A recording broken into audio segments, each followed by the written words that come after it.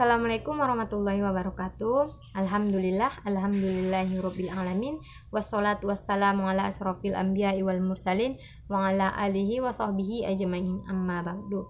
Tanpa memperpanjang mukadimah lagi, langsung saja. Assalamualaikum warahmatullahi wabarakatuh. Kami dari kelompok 6. Di sini kami akan membacakan isi makalah kami yang berjudul mendeskripsikan pemikiran kalam al-Jabariyah dan Qadariyah. Baiklah, saya sebagai pemateri pertama, saya akan membacakan isi makalah kami. 1. Aliran Jabariyah. A. Pengertian. Secara bahasa, Jabariyah berasal dari kata jabar yang mengandung pengertian memaksa. Dalam kamus Munjid dijelaskan bahwa nama Jabariyah berasal dari kata jabar yang mengandung arti memaksa dan mengharuskannya melakukan sesuatu. Salah satu sifat dari Allah adalah Al-Jabbar, yang berarti Allah Maha Memaksa. Sedangkan secara istilah Jabar adalah menolak adanya perbuatan dari manusia dan menyadarkan semua perbuatan kepada Allah. Dengan kata lain adalah manusia mengerjakan perbuatan dalam keadaan terpaksa.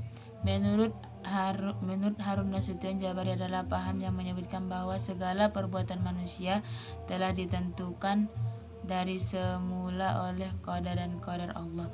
Maksudnya adalah bahwa setiap perbuatan yang dikerjakan manusia tidak berdasarkan kehendak manusia, tapi diciptakan oleh Tuhan dan dengan kehendaknya.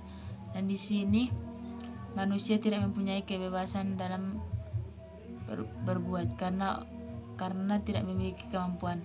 Ada yang mengistilahkan bahwa Jabari adalah aliran manusia yang menjadi wayang dan Tuhan sebagai dalangnya.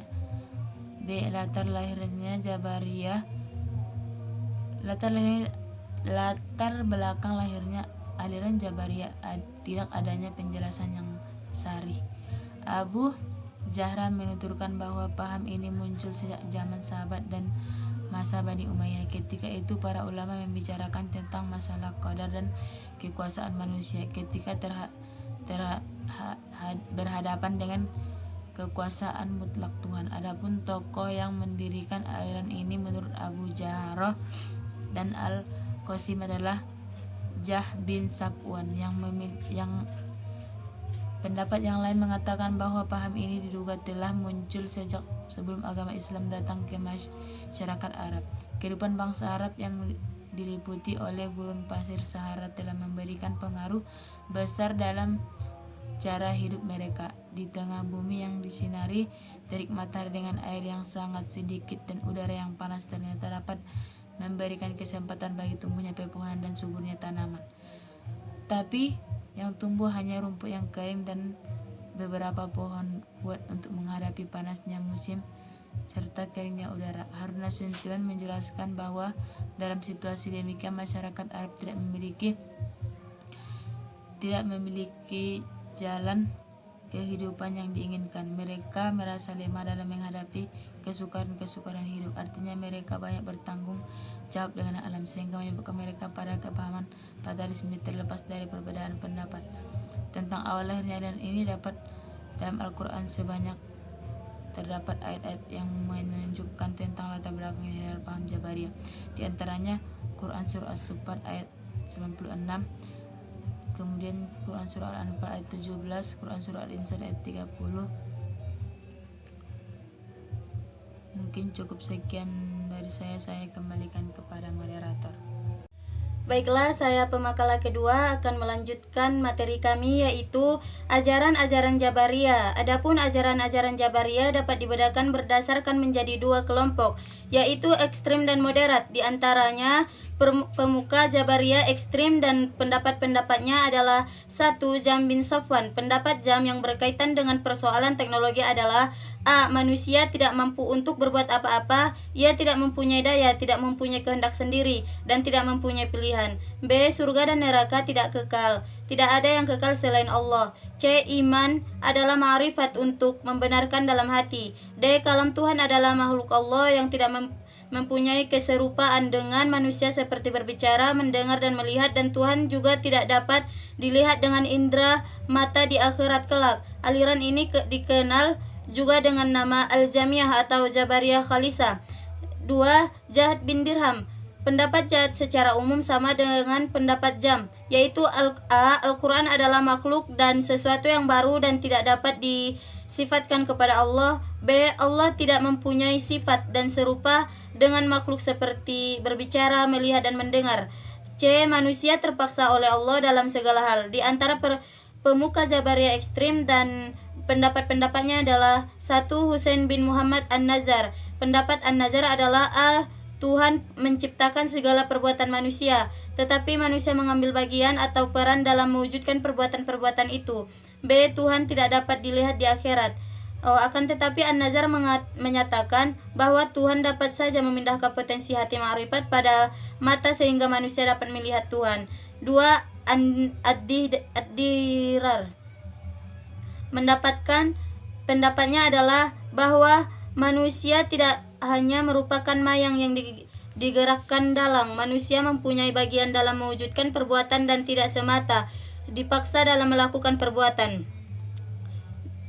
Ya, terima kasih. Mungkin cukup sampai di sini dari saya. Saya kembalikan kepada moderator.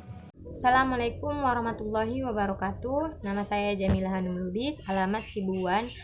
Saya dari kelompok 6 dan akan melanjutkan pemateri ketiga dari saudari Winda, dan yang berjudul pemikiran ilmu Jabariyah dan Qadariyah. Ajaran-ajaran Qadariyah diantara tokoh-tokoh aliran Qadariyah dan pendapat-pendapatnya. 1. Galian. Pendapatnya adalah bahwa manusia berkuasa atas perbuatan-perbuatannya. Manusia sendirilah yang melakukan baik atas kehendak dan kekuasaan sendiri, dan manusia sendiri pula yang melakukan atau menjauhi perbuatan-perbuatan jahat atas kemauan dan dayanya sendiri. 2. An-Najam. Menyatakan bahwa manusia hidup mempunyai daya, dan dengan daya itu ia dapat berkuasa atas segala perbuatannya.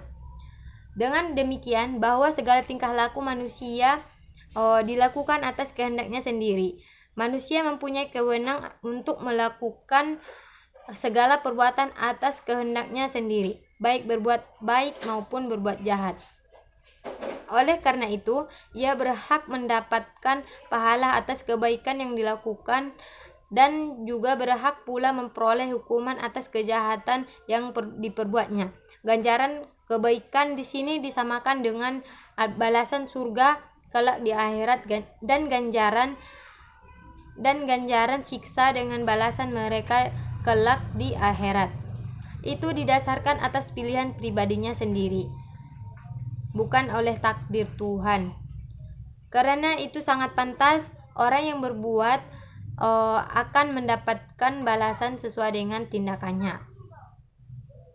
Paham takdir dan pandangan Qadariyah bukanlah dalam pengertian takdir yang umum yang dipakai oleh bangsa Arab ketika itu, yaitu paham yang mengatakan bahwa nasib manusia telah ditentukan terlebih dahulu dalam perbuatannya. Manusia hanya bertindak menurut nasib yang telah diturunkan sejak awal terhadap dirinya. Namun dalam paham Qadariyah, dengan takdir adalah ketentuan Allah yang diciptakannya bagi alam semesta beserta seluruh isinya sejak awal, yaitu hukum yang di dalam istilah. Dengan pemahaman seperti ini tidak ada alasan untuk menyadarkan perbuatan kepada Allah. Di antara dalil yang mereka gunakan adalah banyak ayat-ayat Al-Quran yang berbicara dan mendukung paham itu. Dari Quran surah Al-Kahfi ayat 29 yang sekira-kira artinya, maka barang siapa yang ingin beriman hendaklah ia beriman, dan barang siapa yang ingin kafir biarlah ia menjadi kafir. Quran Surah Al-Imran 165 yang sekira-kira artinya, dan mengapa ketika kamu ditimpa musibah dan pada peperangan Uhud, padahal kamu telah menimpakan kekalahan 2 kali lipat kepada musuh-musuhmu pada peperangan Badar, dan kamu berkata, dari mana datangnya kekalahan ini? Katakanlah, itu dari kesalahan dirimu sendiri. Sesungguhnya Allah Maha Kuasa atas segala perbuatannya, segala sesuatunya. Dan Quran Surah Ar-Ra'd ayat 11 yang sekira-kira artinya, sesungguhnya Allah tidak merubah keadaan sesuatu kaum sehingga mereka merubah keadaannya yang pada diri mereka sendiri.